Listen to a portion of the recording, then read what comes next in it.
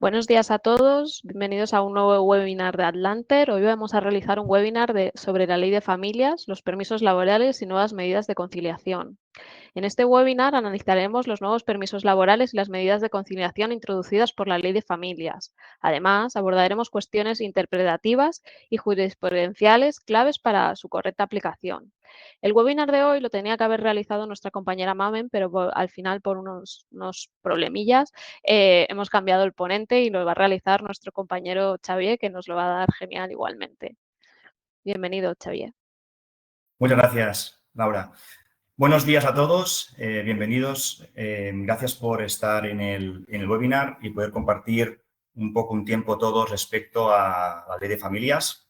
Yo soy, como dice Laura, Xavier Calderó, soy miembro del soporte experto de Atlanter, que lo que hacemos es tratar cualquier cuestión jurídico-laboral, cualquier duda y asunto, como puede ser la Ley de Familias. Si os parece bien, empezamos ya con este webinar.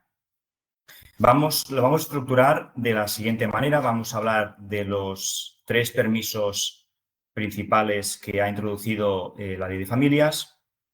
Después seguiremos con otras medidas de conciliación para acabar también hablando un poco del proyecto de Ley de Familias de 8 de marzo del 24 y cerrarlo con una sentencia que ha habido respecto al permiso de maternidad doblado en familias monoparentales.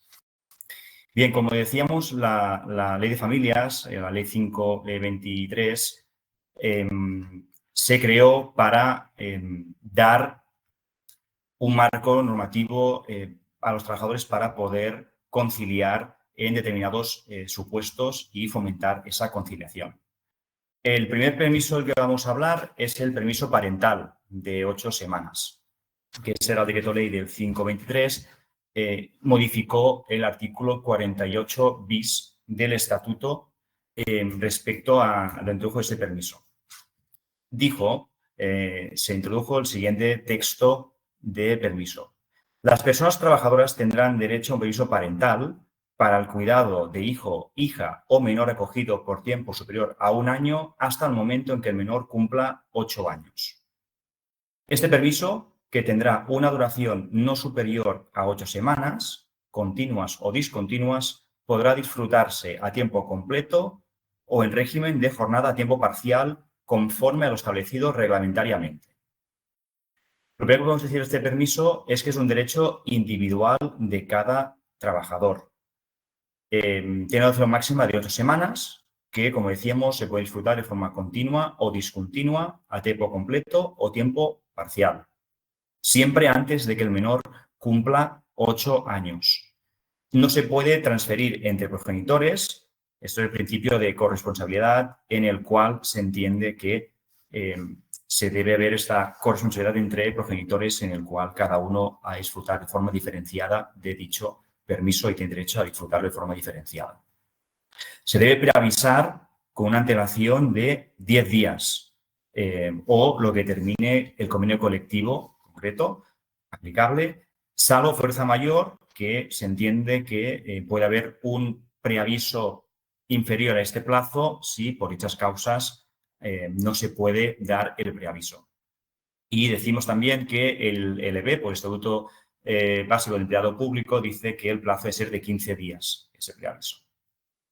Como decimos, el trabajador, para disfrutar del permiso, debe indicar tanto la fecha de inicio como de fin del permiso para que la empresa pueda organizarse y pueda conocer cuándo se va a disfrutar, y la empresa puede aplazar el disfrute del permiso siempre y cuando ofrezca una alternativa al trabajador para poder disfrutarlo. Es un permiso por cada menor. Por lo tanto, si un trabajador tiene más de un hijo, tendrá un derecho por cada menor que haya. Y el permiso es de suspensión. Así lo establece el artículo 45 del Estatuto, que lo establece como una de las causas de suspensión del contrato. ¿Está remunerado? Esta es la cuestión, una de las cuestiones principales de este permiso, dado que la directiva europea estableció que el permiso debía ser retribuido y en España, como veremos ahora un poco más adelante, la cuestión ha sido un poco de debate respecto a cómo remunerar dicho permiso. Bien, vamos también a hablar un poquito de algunas sentencias que también tratan algunas cuestiones de dichos permisos. En concreto, esta sentencia del TSJ de Cataluña 2024/4278 habla respecto a si el permiso parental genera o no genera vacaciones.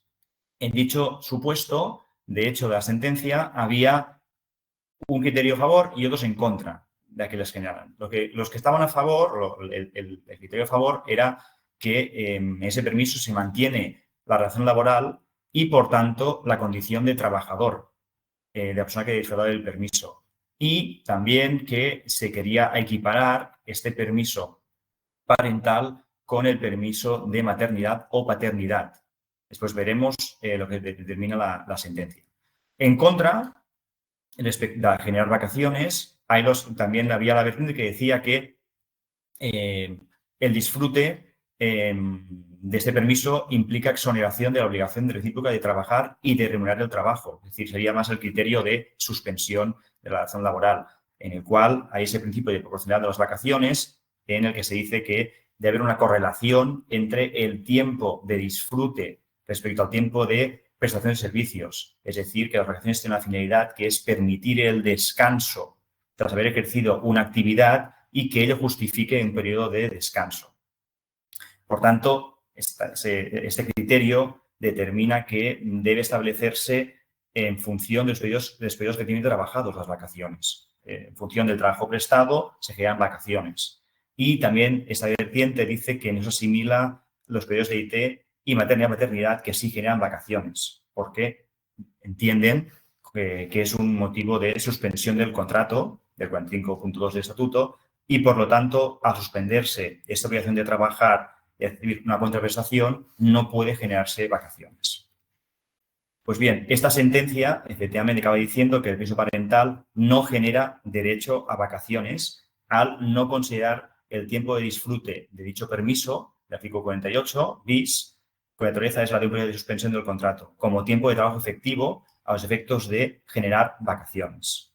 Y acaba diciendo que esto lo adapta al criterio del TJUE que se apartaba un poquito de esa interpretación limitativa o impeditiva del ejercer este derecho. Es decir, que acaba entendiendo que al ser una situación de suspensión de la relación laboral no hay trabajo efectivo y, por lo tanto, durante el permiso parental, al no haber un periodo de trabajo efectivo, no se pueden generar vacaciones.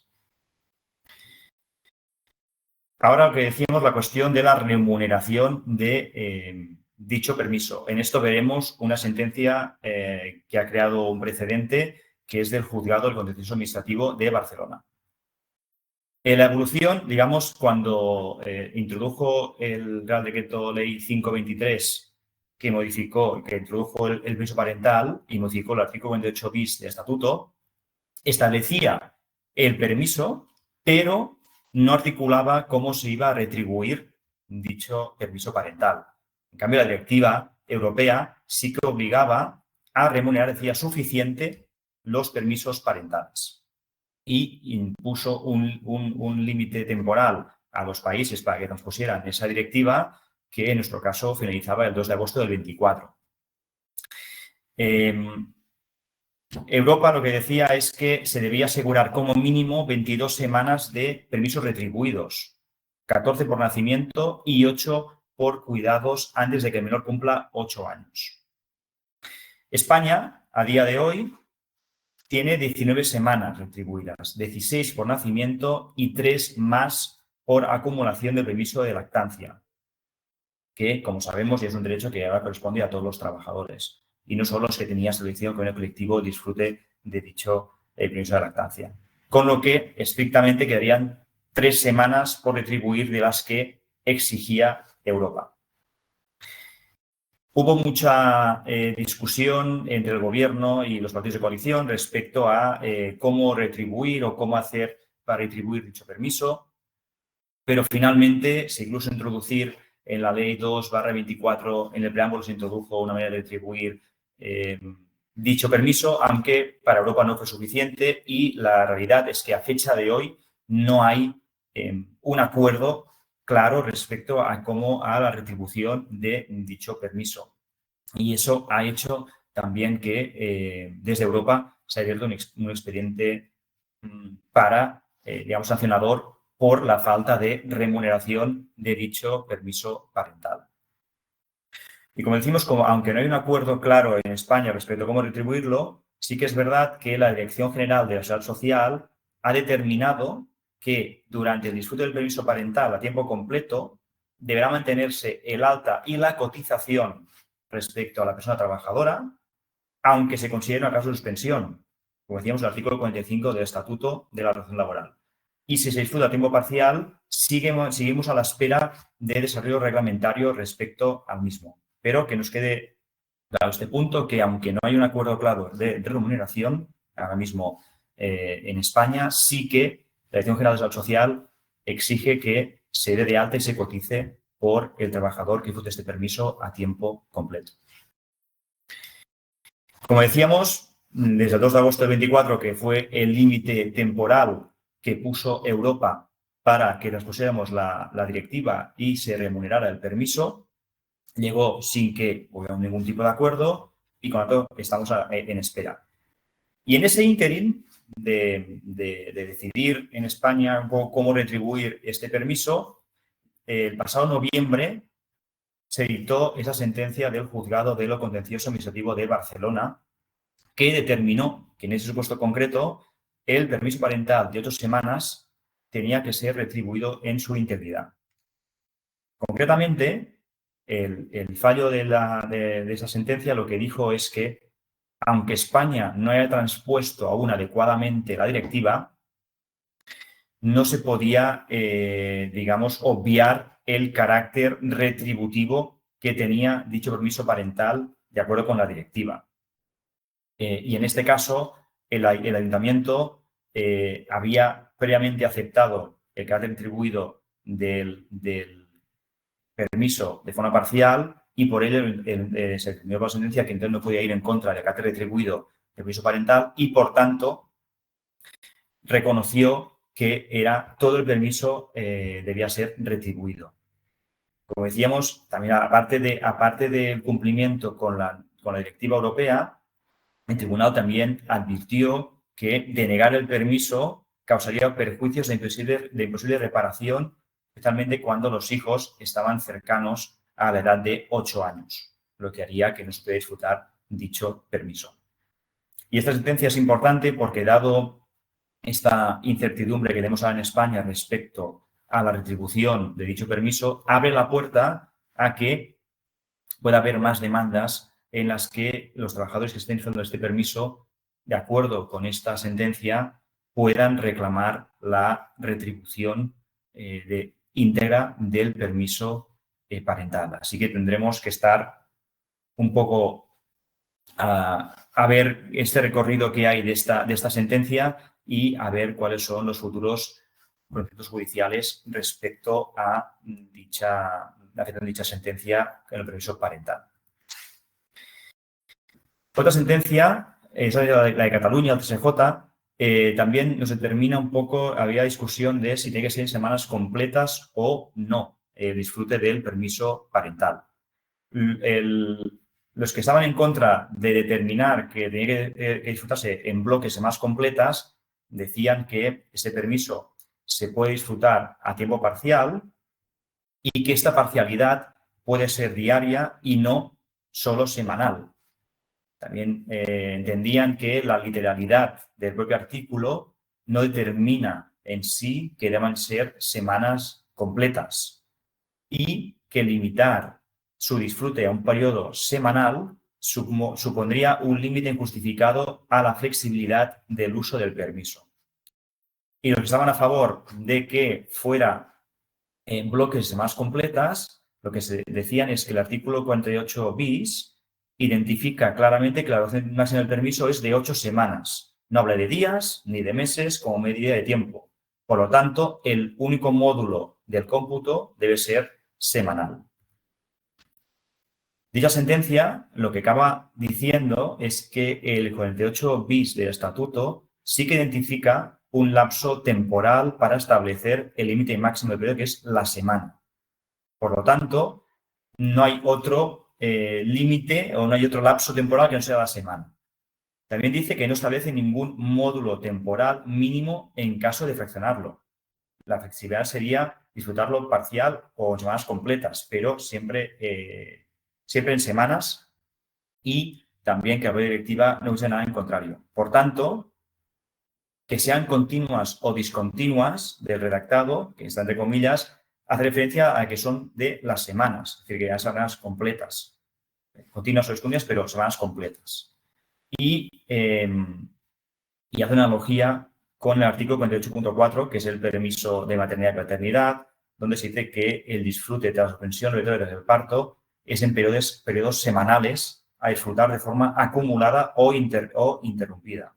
El permiso dura 3 semanas, siendo este el modo del cómputo, es decir, semanas enteras. ¿Vale? Por lo tanto, y el disfruto mínimo estas semanas completas, obviamente, ello no limita o impide el ejercicio de este derecho. Determina, por tanto, al final que el cómputo son semanas y semanas completas, más que más o en continuadas, pero siempre semanas completas, en bloques.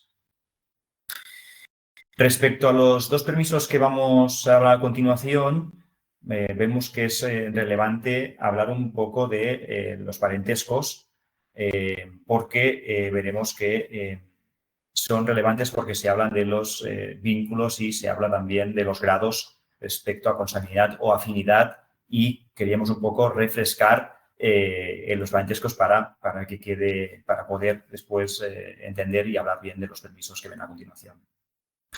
Como decíamos, el parentesco es el vínculo que tienen dos personas entre sí. Afecta a todo tipo de cuestiones civiles, sucesorias y también laborales. Y hay dos tipos de vínculo. Hay el vínculo natural de sangre, que le damos consanguinidad, que es la propia familia del trabajador, y hay también el vínculo legal o de afinidad, que sería la familia del cónyuge o de la pareja de hecho. Estos vínculos se miden por grados o generaciones que separan a los familiares. Cada generación es un grado. Y en general, las líneas pueden ser rectas o directas, es decir, hacia arriba, que es cuando son ascendentes, y hacia abajo, que serían las descendientes. Y también puede haber el vínculo colateral, que es eso que decimos, ¿no? Pues sube hasta el tronco común y desciende, pero lo más habitual serían las rectas directas.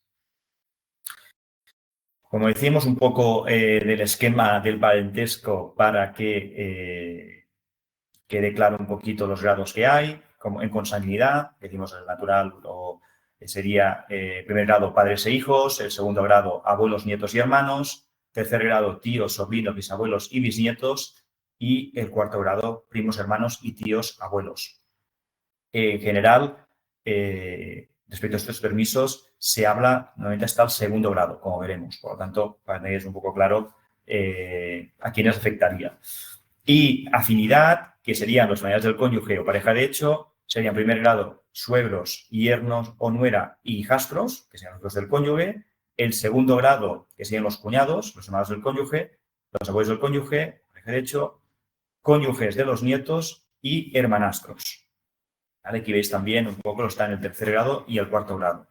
Y también dejamos aquí una nota, una sentencia del Tribunal Supremo del 98, donde presentó jurisprudencia respecto al segundo grado de afinidad, ¿vale? Para que un poco veáis un poco lo que determinó el Supremo en el 98. Pero, como decimos, respecto a los dos permisos que vamos a hablar ahora, lo más relevante son el primer y segundo grado, tanto por consanguinidad como por afinidad.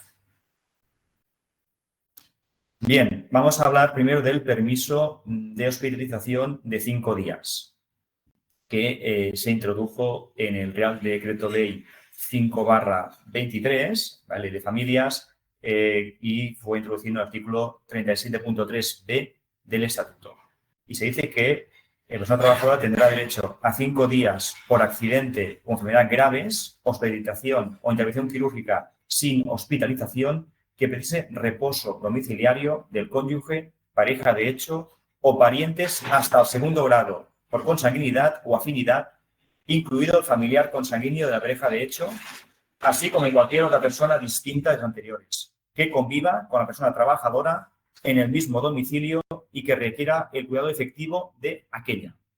Por tanto, como decimos, aquí hay varios aspectos a hablar que vamos a tratarlos. Primero, que es un derecho individual de cada trabajador, que la duración de este permiso es de 5 días laborables, ¿vale? Son días hábiles, ¿vale? No hay un límite anual respecto a dicho permiso. Entonces, son 5 días hábiles por cada causa que genere el permiso. Decimos un permiso por cada hecho. En caso de recaídas, sí que hay diferentes criterios, dado que se puede tener en cuenta la primera, digamos, la causa de origen, pero hemos de entender que es un permiso por cada hecho generado. Es, como decimos, para prestar cuidados efectivos a un familiar o conviviente en el mismo hogar que el trabajador y que necesite asistencia o cuidado por un motivo médico, ¿vale?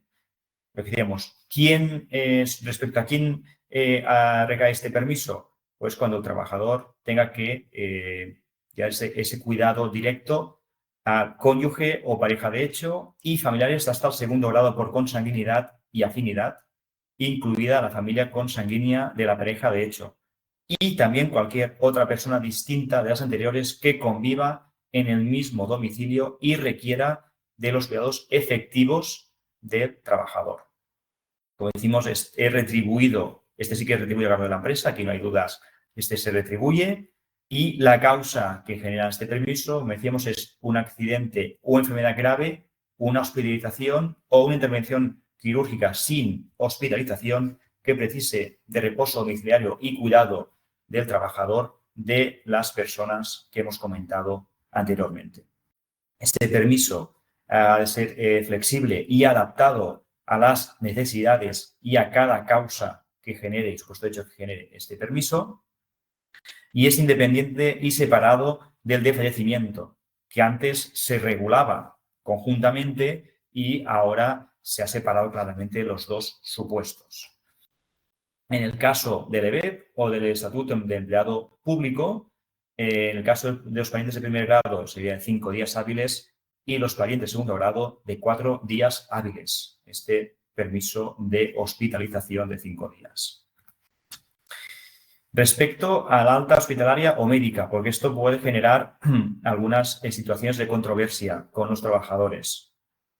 Para acogerse a dicho permiso se debe precisar a la empresa por escrito, ¿vale? Para que ésta pueda organizarse respecto a dicho permiso. Se debe, también hay que justificar, con un justificante médico, disfrute de dicho permiso. Y, como decíamos, el alta médica no tiene por qué coincidir con el alta hospitalaria. Es decir, esto es importante. Puede pasar que un trabajador tenga, digamos, que el familiar del trabajador tenga el alta hospitalaria, pero que requiera de reposo domiciliario y por la continuación del tratamiento que ha tenido en el hospital en el domicilio. En este caso, este permiso seguirá hasta que el trabajador, perdón, el familiar del trabajador tenga el alta médica, ¿vale? Y este tratamiento, este reposo domiciliario o conteniendo tratamiento que se hace en el domicilio será justificado con un informe médico donde precise de este reposo. Por lo tanto, lo más importante es que puede ser que el permiso termine con alta hospitalaria siempre que esto implique una alta médica, ¿de acuerdo? Pero en el caso que la alta hospitalaria implique una continuación de tratamiento en el domicilio, esto implicará que no finalizará el permiso hasta que tenga la alta médica el familiar que ha causado dicho permiso. Bien, la sentencia, veremos ahora la sentencia del TSJ de Galicia 3159/2024 que determina si se debe justificar o no tanto la convivencia como el cuidado efectivo por parte del trabajador respecto a estas personas que generan el permiso para el trabajador de 5 días por hospitalización. Como decíamos, ¿se requiere convivencia en todos los casos? ¿Tenemos que justificar la convivencia? Bien, tenemos que separar dos supuestos. No se debe justificar la convivencia de que vive en el mismo domicilio el trabajador cuando se trate de el cónyuge, pareja de hecho o parientes hasta el segundo grado por consanguinidad o afinidad. En este caso, no se debe justificar la convivencia porque se entiende que ya son un núcleo o unidad familiar. En cambio, sí que se debería justificar en el resto de casos que no incluya a estas personas, ¿vale? Pues lo que decíamos, otros convivientes con el trabajador que no sean los anteriores. Asimismo, también tenemos que justificar la necesidad de cuidado efectivo, pues igual que antes, dependiendo de estas personas que generen el permiso para el trabajador. Si son el cónyuge, pareja de hecho o parientes hasta el segundo grado por consanguinidad o afinidad, no se requiere justificar esa necesidad de cuidado efectivo porque ya se entiende que hay un vínculo real o una cuestión familiar que no hace falta acreditarlo. En cambio, sí que se ha de acreditar cuando se trata de familiares convivientes distintos de los anteriores, ¿vale? Donde, como decíamos, además de justificar la necesidad de cuidado efectivo del trabajador, también se deberá justificar la convivencia con el trabajador.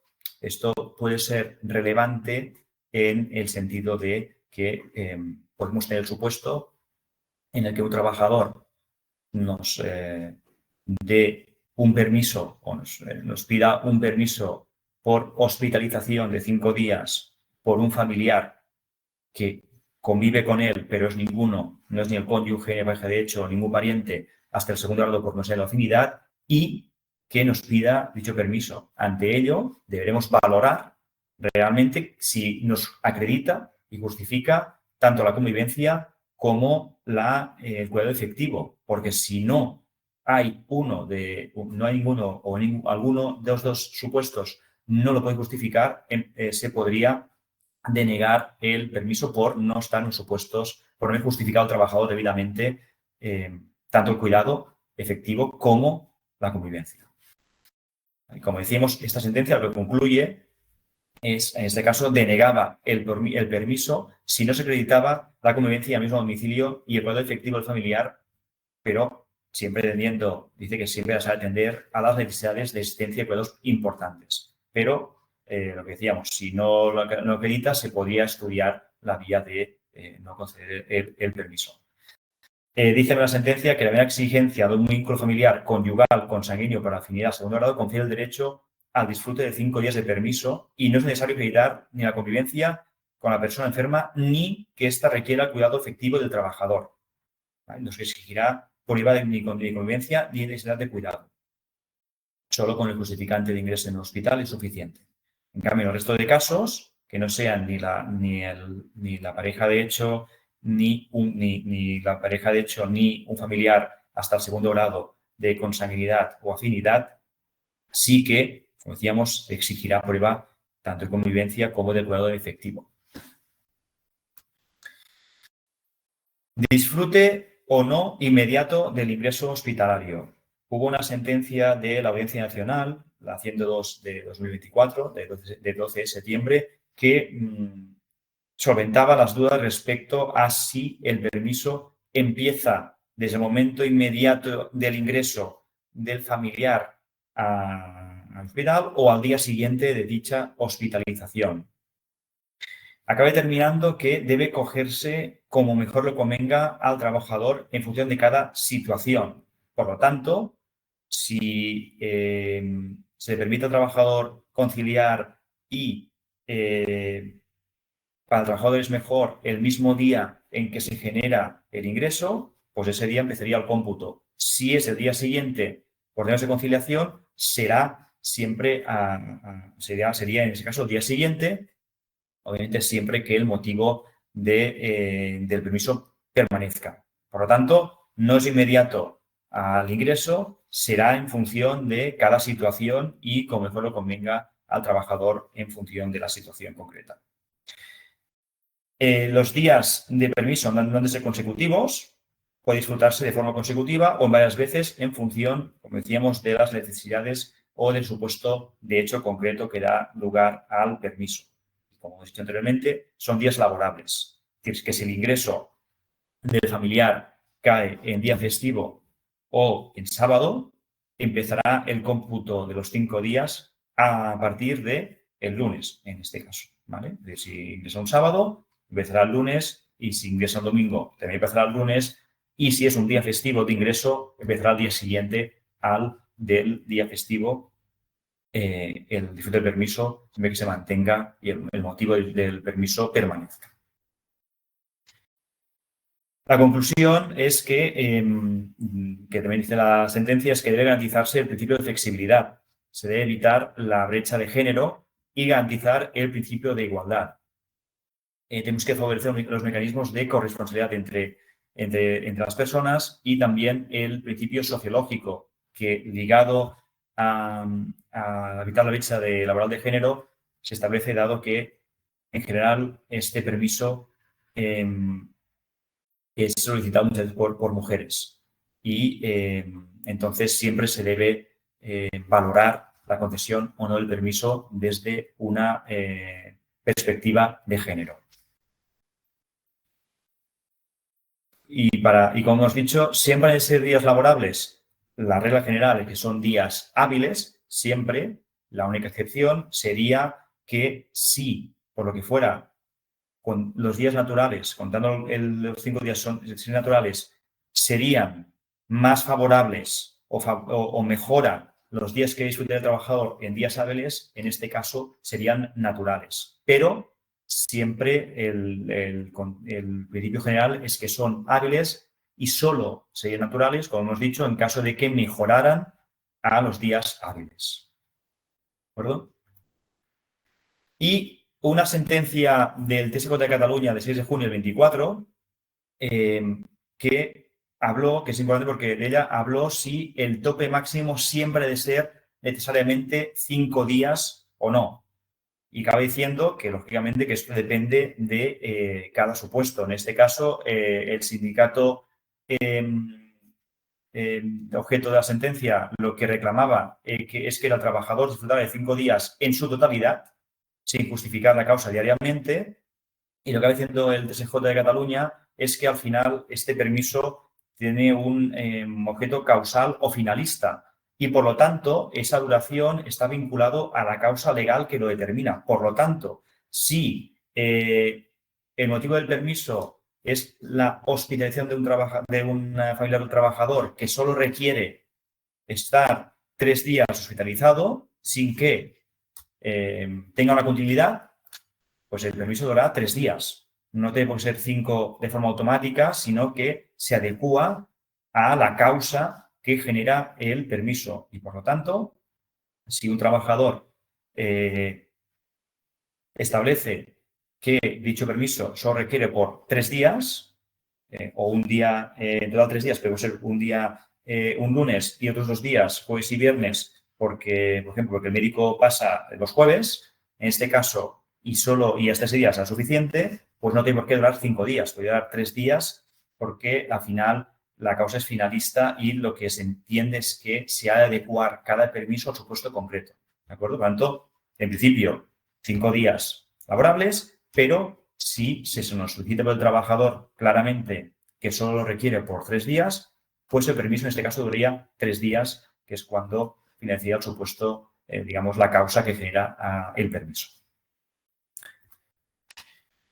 Ejemplo que nos puede también ayudar, porque claro, obviamente este permiso, como decíamos, también puede haber un mal uso por parte del trabajador, ¿no? Por ejemplo, en este ejemplo, un trabajador el cual a su padre lo hospitalizan, nos justifica perfectamente mediante un informe del médico que el padre lo han ingresado, pero el trabajador, en vez de estar acompañando al familiar, que es por lo que y cuidado familiar, que es por lo que da derecho este permiso, lo que hace es irse de vacaciones.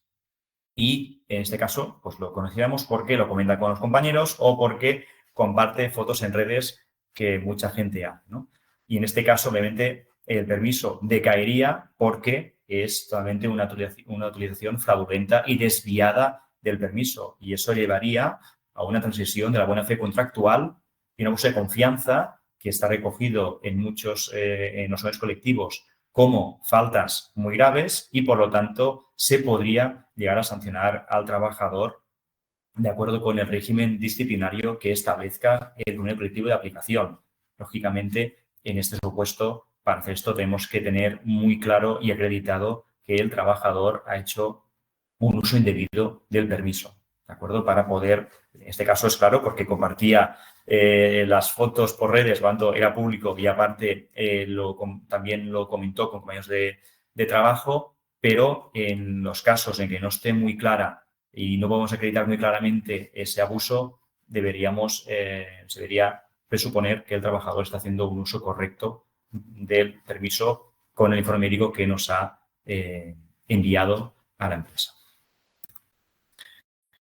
Aquí también dejamos un modelo de solicitud de permiso de hospitalización para que un poco, bueno, pues veáis un poco cómo puede ser un permiso que puede enviar un trabajador para poder disfrutar de ese permiso, donde se ve claramente, bueno, voy a hablar de que se habla de los 5 días, hace referencia al artículo del estatuto, la intervención quirúrgica bueno, aquí sería pues, el familiar en concreto que debe decir, o bueno, sí puede decirlo y si no quiere, pues, no, familiar tal, y adjuntar también ahí, ya si se puede adjuntar pues alguna, en ese momento, si no más tarde, pero la intervención o la federación del familiar sí lo sabe con tiempo, los días que requiere y que puede disfrutar de ese permiso.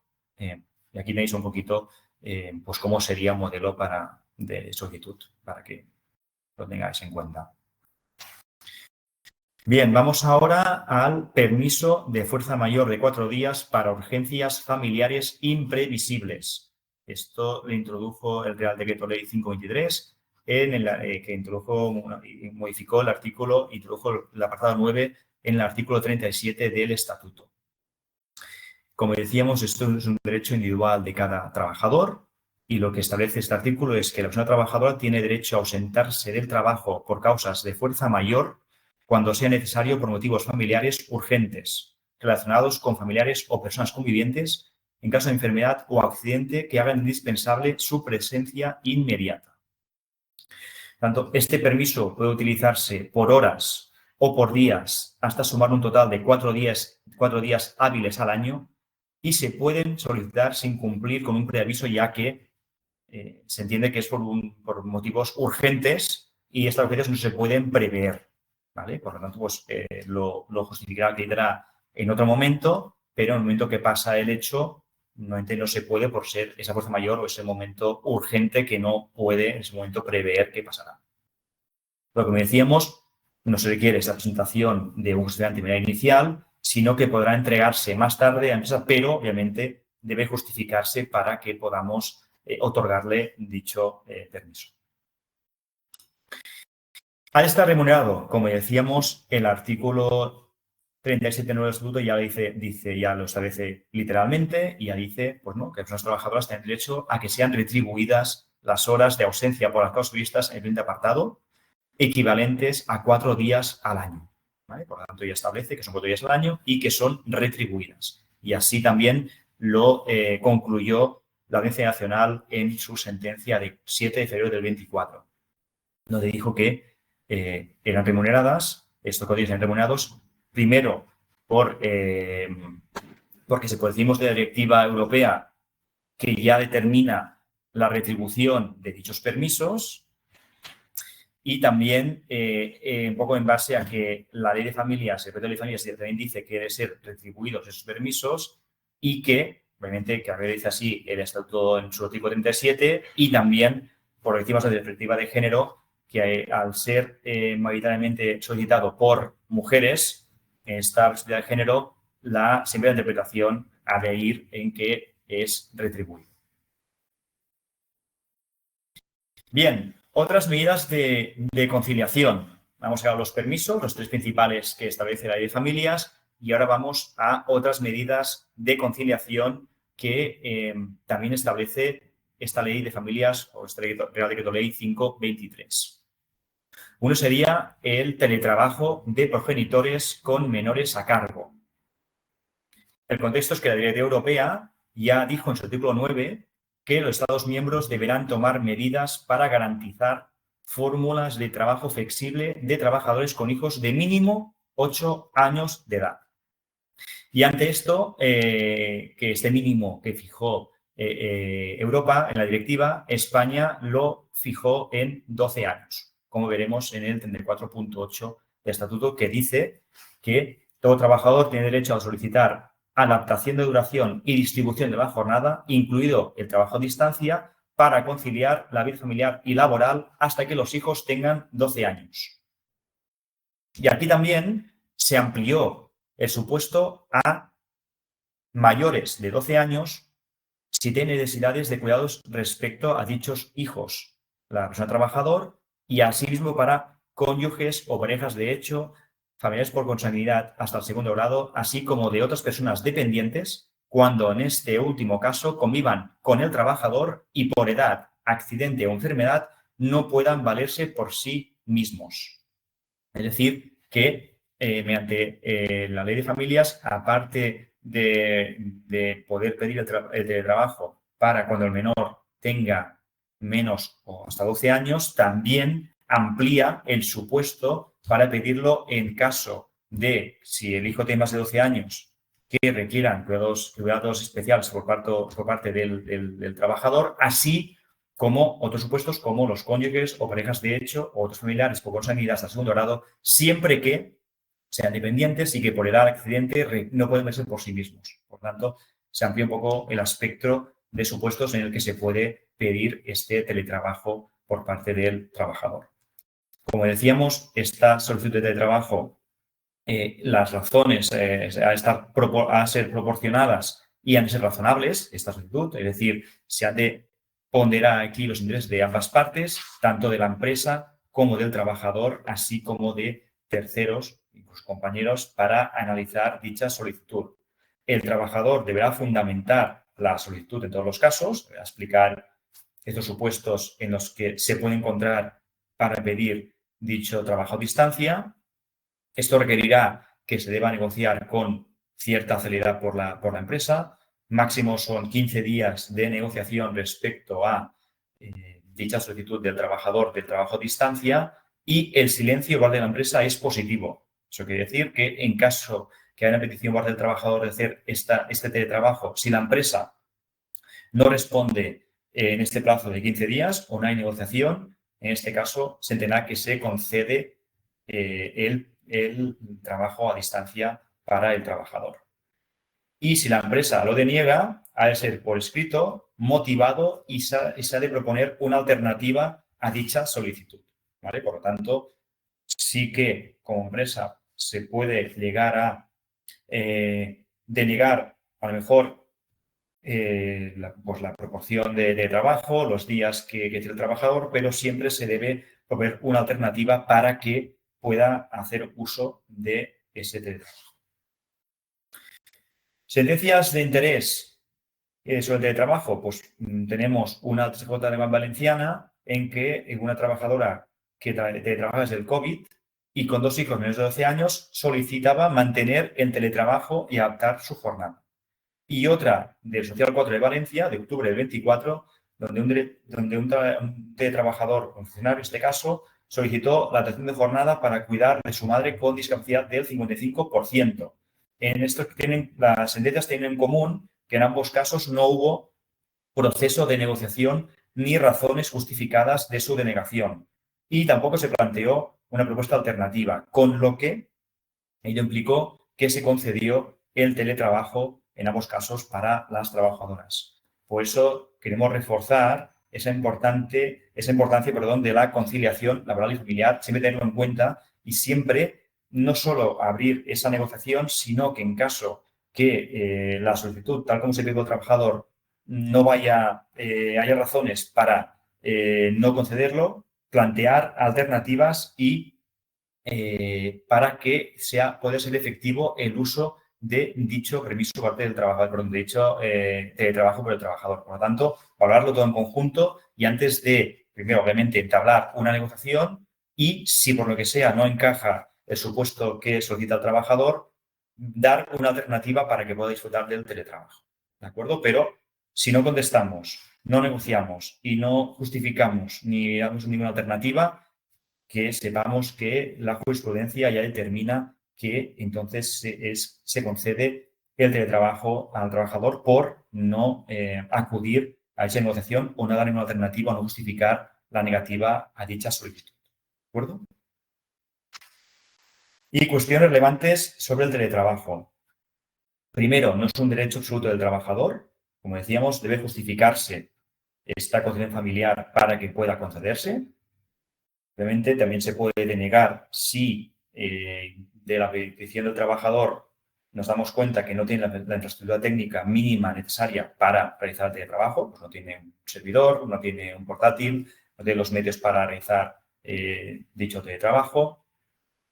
Cabe también una asignación parcial, es decir, al final, lo que decíamos, al final esto no es un derecho absoluto por el trabajador y, por lo tanto, tenemos que ver caso a caso y también se puede, en esa negociación, dar alternativas al trabajador o, al final, también podemos estimarlo parcialmente y negociar cómo disfrutar el permiso. El teletrabajo se puede conceder el teletrabajo, pero con el trabajador acaba de adaptar o negociar los días, por ejemplo, de disfrute o el porcentaje de teletrabajo o atendiendo a su puesto concreto.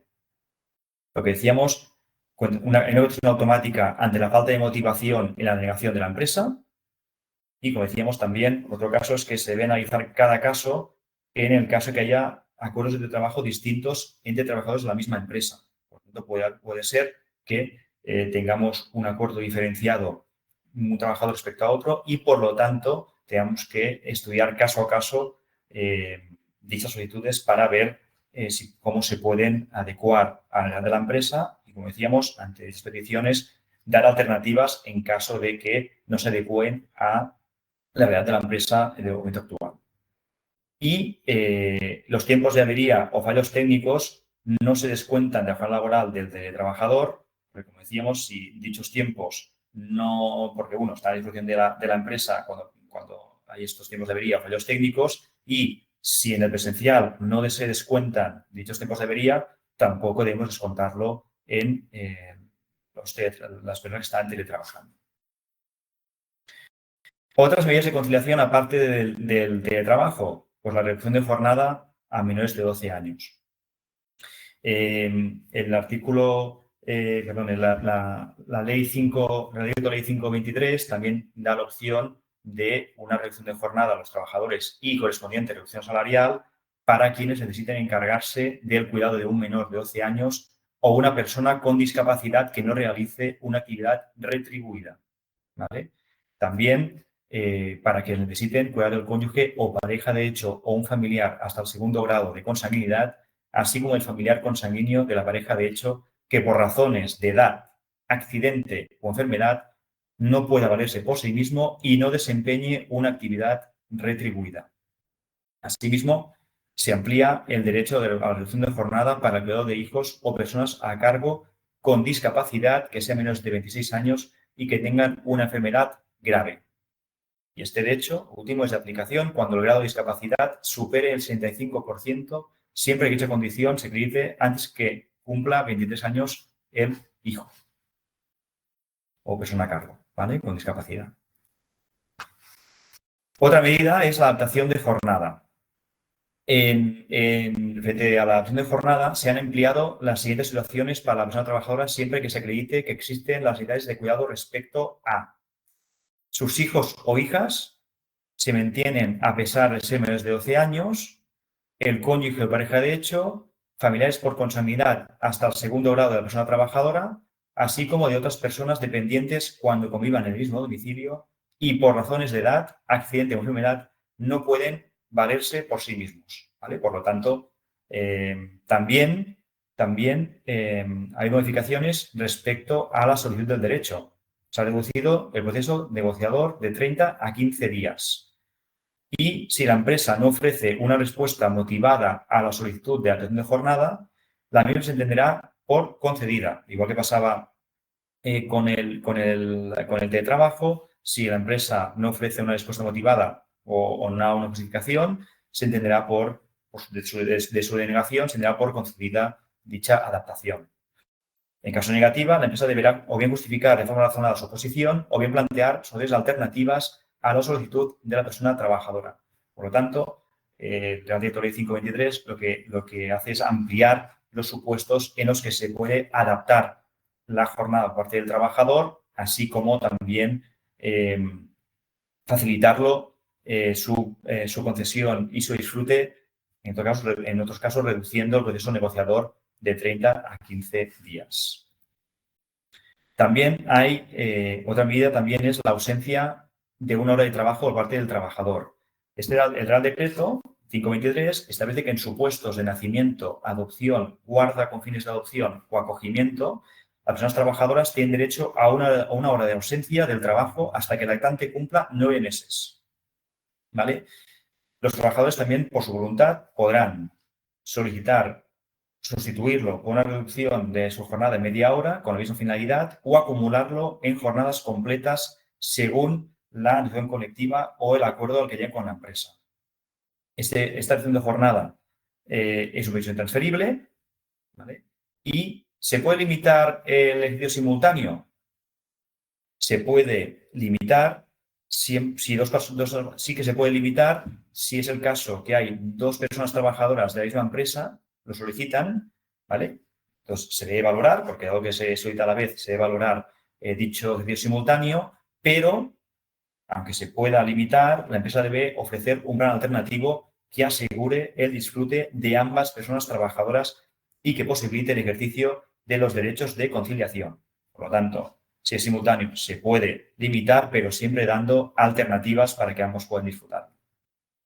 Y, por último, se puede extender el periodo de disfrute hasta 12 meses, hasta que el menor tenga 12 meses de edad, obviamente con una reducción proporcional del salario a partir del 9º mes del lactante, cuando ambos progenitores, adoptantes o guardadores, ejerzan el derecho con la misma duración y régimen. ¿Vale? La excedencia.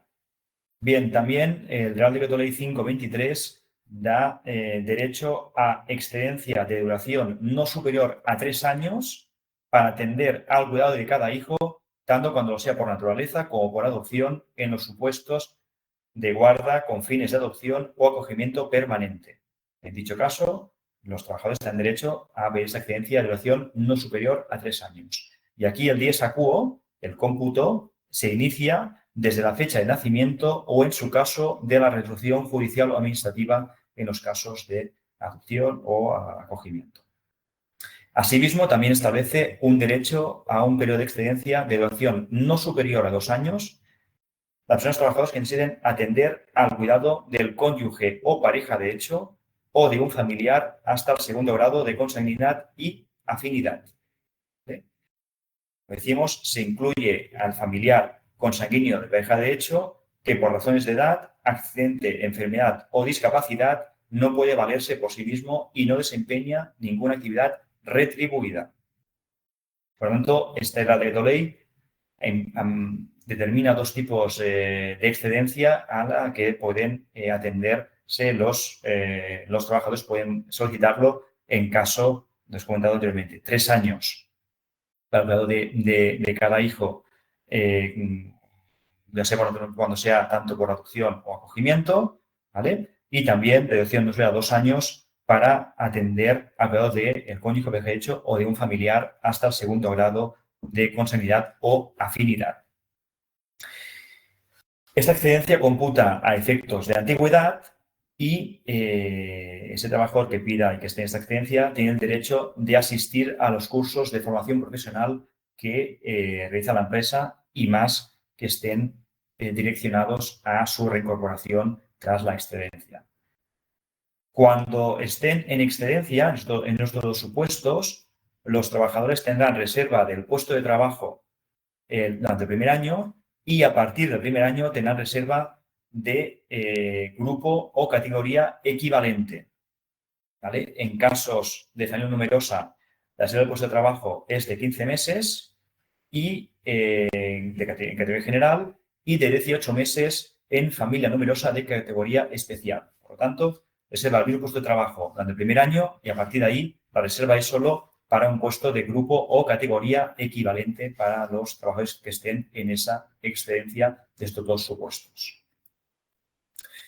Otras novedades serían también la posibilidad de ampliar los derechos de conciliación reconocidos a otras formas de convivencia diferentes al matrimonio. En concreto, se han ampliado expresamente a las parejas de hecho los siguientes conceptos. El permiso de 15 días por matrimonio. Y ahora, cuando hay el registro de la pareja de hecho, tienen 15 días de permiso como era en caso de matrimonio. En este caso, hemos de se ha de entender que si posteriormente estos mismos contrayentes de la pareja de hecho contraen matrimonio, no tendrán un nuevo permiso porque han generado en la pareja de hecho. En cambio, si esta pareja de hecho que trata del permiso finalmente contrae matrimonio o hacen una pareja de hecho, tendrá un nuevo permiso de 15 días. ¿Vale? Pero cuando son los mismos contrayentes o las mismas personas que generan ese derecho, solo sería en el momento de realizar la pareja de hecho, pero no en el posterior matrimonio, si son los mismos contrayentes. También se ha ampliado que la adaptación o reducción de jornada por medidas de cuidado a la pareja de hecho, esto se ha incluido que antes no estaba. También el permiso atribuido por accidente, enfermedad graves, hospitalización o intervención quirúrgica sin hospitalización que precise reposo domiciliario de la pareja de hecho. Hemos comentado anteriormente ese permiso de 5 días. También ahora se incluye la pareja de hecho, que antes solo se incluía al cónyuge, y también un permiso por fallecimiento de la pareja de hecho de los 2 días, que antes solo estaba para el matrimonio. Por lo tanto, se ha asimilado a las dos figuras, dándoles la relevancia jurídica y la igualdad jurídica que tenía también el matrimonio, dándoles los mismos duración de permisos y mismas regulaciones que tenía el matrimonio a las parejas de hecho. Y bien, también queremos hablar del proyecto de ley de familias de 8 de marzo del 24, en el cual que está en fase aún pendiente de aplicación, está en fase parlamentaria y donde se establecía que los poderes públicos asegurarán y garantizarán una protección social, económica y jurídica. También en dicho proyecto se reconocía la realidad de una nueva diversidad familiar con necesidades particulares que requieran nuevas demandas y medidas para garantizar la igualdad en derechos. Asimismo, en este proyecto se busca que se garantizará el reconocimiento jurídico y su protección. También apoyar y fomentar medidas de apoyo a las situaciones familiares específicas. Fomentar el estado del bienestar. Una protección especial a menores, en especial relevancia a la pobreza infantil. Y también medidas sobre la renta de crianza para menores de 3 años. Y garantizar también condiciones de bienestar en la primera etapa de la vida, que se miraba el apoyo de los 1000 primeros días a los niños. Como decíamos, este proyecto en la siguiente estructura tenía un título preliminar con las definiciones, los valores fundamentales y los principios rectores. Un título primero donde se recogía las medidas generales de apoyo a todas las familias, su protección jurídica y económica, el apoyo de crianza y cuidado, apoyo a los servicios sociales, salud y bienestar. Un título segundo con las medidas de protección y reconocimiento de diversidad familiar, así como las necesidades de apoyo a la crianza. Un título tercero respecto a la coordinación y cooperación de las administraciones públicas y tenía 8 disposiciones adicionales, 8 transitorias y 17 finales.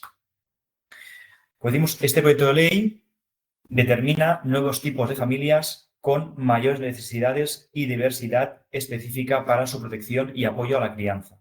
Estas familias serían las familias numerosas, es decir, familias con 3 o más hijos, familias con un progenitor con al menos 2 hijos, familias donde haya una discapacidad de ascendiente o ascendiente en familias con al menos 2 hijos. También familias de un solo progenitor con hijos, familias con personas con discapacidad o dependencia, familias LGTBI, familias con nacimientos, adopciones o acogimientos múltiples, familias con hijos de uniones anteriores, familias del medio rural y familias con miembros procedentes de otro estado o territorio. Todos estos formarían el nuevo tipo de familias con mayores necesidades, ¿vale? También este proyecto habla de la prestación por crianza, ¿no? O la renta de crianza, en el cual se establece un derecho a la prestación económica de apoyo a la crianza de 100 euros mensuales. Con ello hay una sola vía, o por complemento de la infancia o por deducción por maternidad. Y el objetivo es garantizar un nivel de vida adecuado que se sufrague con estos 100 euros, se sufraguen los gastos asociados a la crianza. Y este derecho a la prestación económica se genera por cada menor de 3 años.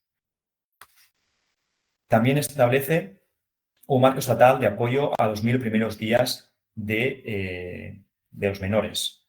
En este marco, las administraciones públicas deberían garantizar un buen comienzo en la vida para todos los niños y niñas y en ello garantizar un entorno saludable, seguro y accesible, un acceso al sistema sanitario universal e inclusivo, una alimentación saludable, que los niños crezcan en un entorno saludable, libre de contaminación y de riesgos, mediante información, orientación, seguimiento y accesibilidad a los servicios básicos.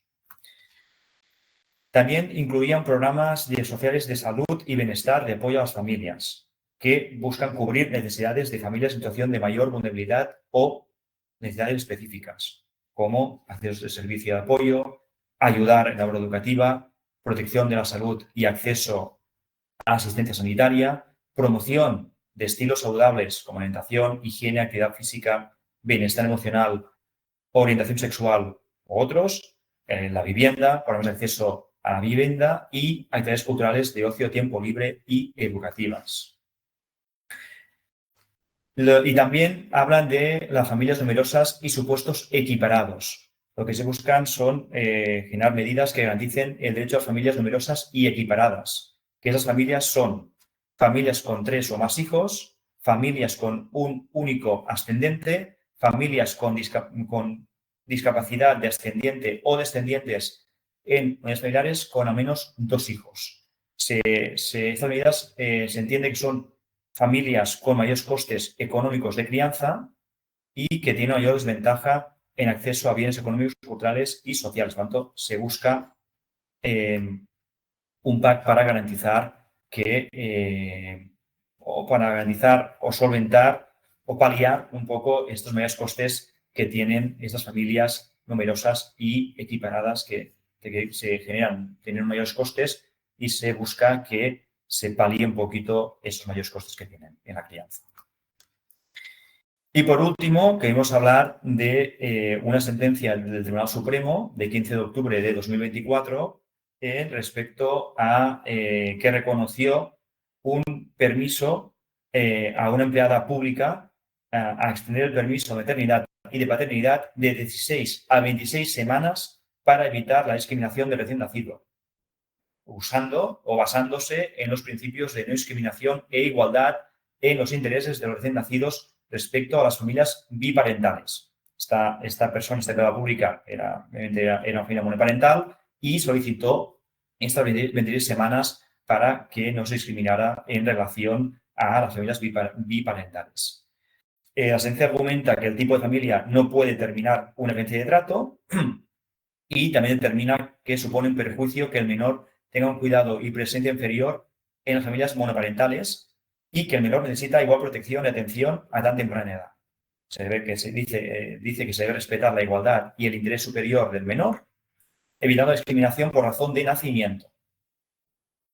Esta sentencia solo en principio está determinada para hogares monoparentales cuya cabeza de familia es un empleado público y, por lo tanto, de momento no está pensado o no se ha también ampliado a familias monoparentales de empleados que sean públicos. Aún así, está pendiente esta cuestión de resolverse en el Tribunal Constitucional dado que hay ya varios recursos presentados y tenemos que estar a la espera de cómo evoluciona esta concesión del permiso doblado que se dio desde el Supremo a un empleado público para ver si hay recorrido para otros supuestos también de empleados que no sean públicos. Bien, esperemos que os haya disfrutado de la ponencia y ahora pues cualquier duda estamos a vuestra disposición para solventarla. Gracias a todos. Bueno, Xavi, durante el webinar hemos tenido bastantes preguntas, pero es verdad que nos hemos quedado con poquito tiempo. Como mucho te voy a decir una o dos, pero todos los asistentes que nos habéis ido pasando muchísimas preguntas, ahora al salir del webinar tendréis una encuesta, se os abrirá una encuesta en la que podéis dejar la pregunta y a todos os proporcionaremos respuesta y os las haremos llegar por email. Te paso una de las que nos ha llegado de ¿qué sucede cuando solicitan el permiso varias personas en la misma empresa? Bueno, imagino que esto a la hora respecto del permiso parental de 8 Correcto, semanas. sí. Vale, perfecto.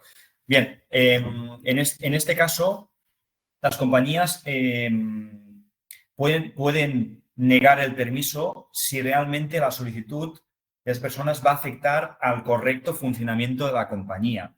Es decir, la empresa podría limitar esta solicitud, pero, como decimos, debería también dar una alternativa flexible y justificar también el aplazamiento de la concesión, digamos, a unas personas, pero aunque puede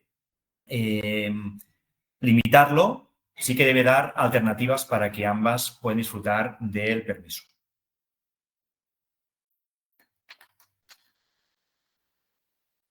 Vale. En cuanto al permiso de 5 días, ¿hay que justificar la persistencia de la necesidad de cuidado en el permiso de 5 días? No, es decir, perdona, por un momento voy a repetir la pregunta, perdona, que estaba... Dime, perdona. ¿Hay que justificar la persistencia de la necesidad de cuidado en el permiso de 5 días? Hay una, en este caso, hay una sentencia que aborda, digamos, el supuesto que comentas, Laura, en el que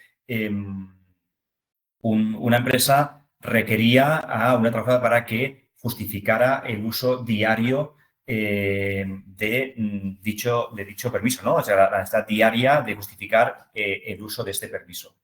Al final, el juzgado, en ese caso social, en ese caso concluyó que esa exigencia no tenía respaldo legal, dado que al final el objetivo del permiso era adecuarse a cada supuesto y que con el informe médico que ya requería, que exigía que había un reposo domiciliario o había un cuidado del familiar en el domicilio, era suficiente como para determinar que el uso del permiso era correcto y no hacía falta una justificación diaria del uso de dicho permiso. Por lo tanto, con el informe médico es suficiente y no hace falta justificar cada día el uso de ese permiso. Bueno, Chay, como ya nos pasamos un poquito de la hora, lo comentado, les pedimos a todos los asistentes que todas las preguntas que no han podido ser contestadas para no pasarnos más de la hora, nos las hagan llegar por la encuesta o tienen tu email de contacto y responderemos a todas las que nos hagan. Y muchas gracias a todos por vuestra asistencia. Muchas gracias.